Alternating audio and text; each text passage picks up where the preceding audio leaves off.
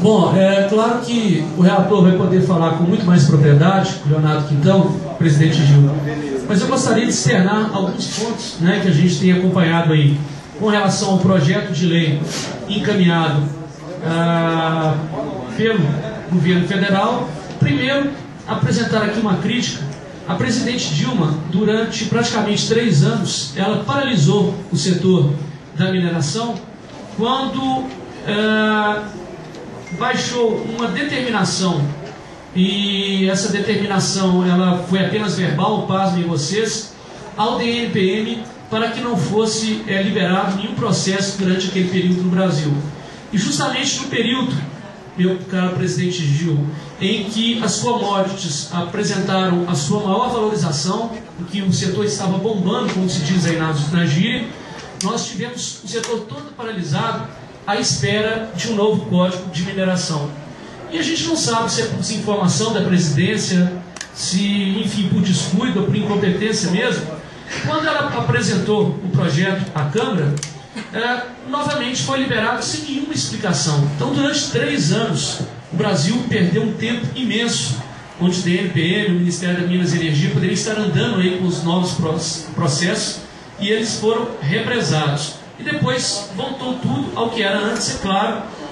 O governo podia ter a pretensão, e o Leonardo que então acompanhou isso de perto, é um tema que provoca uma discussão muito grande. Então não é um tema que vai passar pela Câmara rapidamente.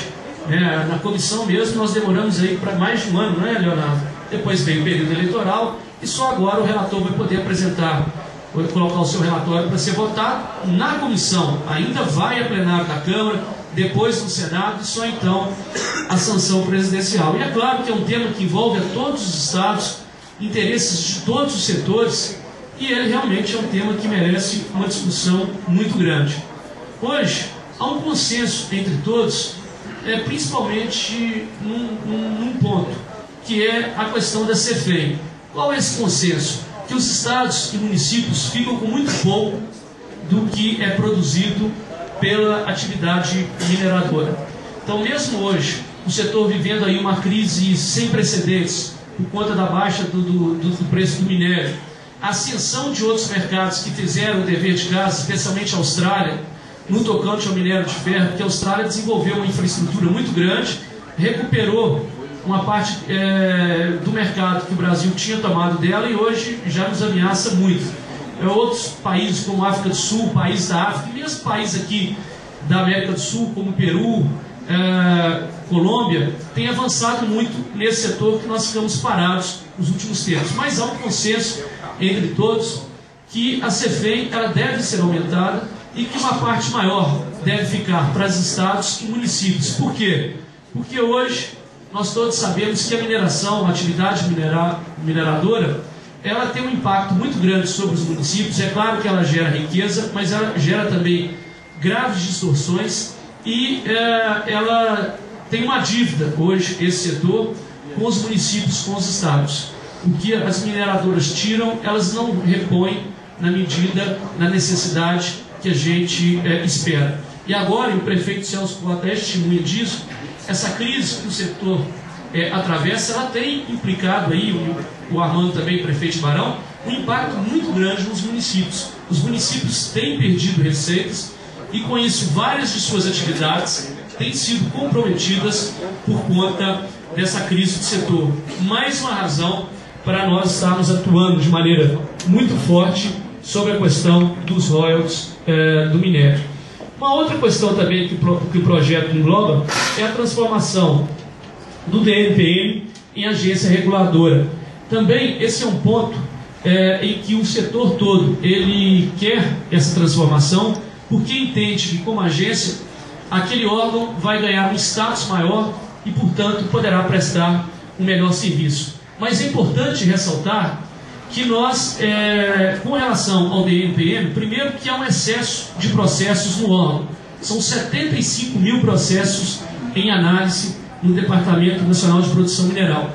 E o que acontece? Aquele órgão tem abnegado de servidores, mas um número reduzido de servidores, e passa por um contingenciamento orçamentário também brutal nesses últimos anos, que tem tirado desse órgão a agilidade necessária. Então nós temos lá um corpo diretivo dedicado, funcionários abnegados, mas é impossível, é humanamente impossível eles darem conta dos milhares de processos que eles colocam com tão pouca estrutura. Então a nossa preocupação, o deputado Gabriel Guimarães disse, nós esperamos um DNPM com maior orçamento. Nós todos esperamos isso, mas entra ano, sai ano, o que nós presenciamos é que o orçamento dele cada vez fica mais minguado.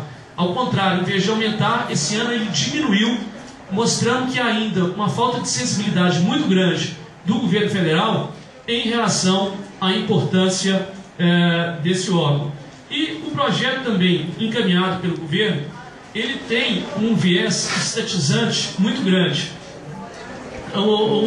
Naquele projeto se fala em edital de licitação, na convocação e chamada pública. Então, prerrogativas que hoje estão na mão da iniciativa privada, nós temos aí uma iniciativa privada atuante, em Minas mesmo nós temos aí mineradoras, consultores, geólogos, enfim, nós temos o maior corpo de especialistas no Brasil que levam essa atividade para frente. Foi dito aqui antes pelo Gabriel, né, do baixo número de projetos que chegam até a Lavra. E por que isso acontece? Porque nós temos realmente profissionais que têm a coragem e que bancam esse risco. O governo federal, ao trazer tudo para sua mão, ao colocar esse viés estatizante, ele pode aí causar uma grande burocracia no setor, e é um risco muito grande que nós temos hoje para a atividade minerária, que esses editais, chamadas públicas, ou seja, que nenhuma agência reguladora considerará gerenciar esses milhares de projetos. Então há uma preocupação muito grande que esse novo Código de Mineração, que esse novo marco regulatório, ele não prejudique o setor ao invés de auxiliar. Ele ainda cria novas taxas, né, taxa de fiscalização, bônus de assinatura, bônus de descoberta e participação nos resultados da lavra, isso sem contar aí com a CEFEM, que vão também onerar ainda mais esse setor que, repito, passa por um momento muito delicado. Então, todas essas considerações, nós esperamos que elas, né, sejam vistas aí pelo relator e pelo plenário, porque nós temos que ter um equilíbrio nesse código. Primeiro, que ele não prejudique o setor, que ele mantenha essa pujança que nós temos em termos de milhares de profissionais dedicados a esse tema, e que a iniciativa privada continue a ser realmente o grande papel principal em todo esse processo. Segundo, que realmente, finalmente, se faça justiça com os municípios e com os estados produtores. Não é possível que essa situação de absoluta exploração ela perdure.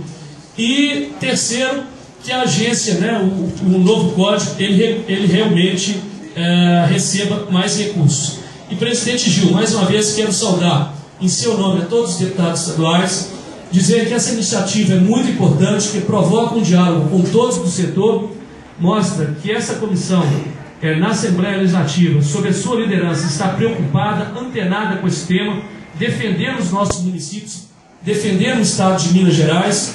Eu comentava com o Luiz Márcio aqui, nosso colega, que foi nosso colega de sala, da importância do seu trabalho, deputado Gil, para este setor. E nós esperamos que a Assembleia esteja, né, não só através dessa audiência pública, mas também através do permanente diálogo agora com a Câmara dos Deputados, com o Congresso Nacional, que ela apresente as suas proposições e com certeza terão um grande peso para que nós consigamos aprovar um marco regulatório que, repito, defenda os interesses de toda a população, defenda os nossos municípios, os nossos estados, auxilie a iniciativa privada e ajude a nós ainda vencermos enormes travas que nós temos, como por exemplo o licenciamento ambiental. Nós estamos inclusive fazendo uma audiência pública na semana que vem na Câmara. Nós estamos trabalhando junto com a Comissão de Meio Ambiente para facilitar o licenciamento ambiental.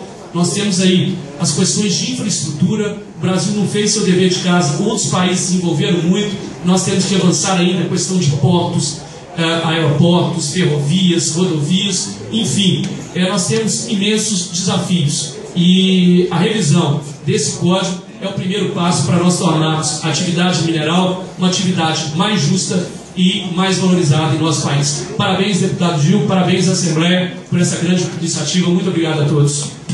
Nós é que agradecemos ao deputado Rodrigo de Castro, que é presidente da Comissão de Minas e Energia na Câmara Federal e também que tem representado muito bem, né, lá na Câmara Federal. Então, eu quero agradecer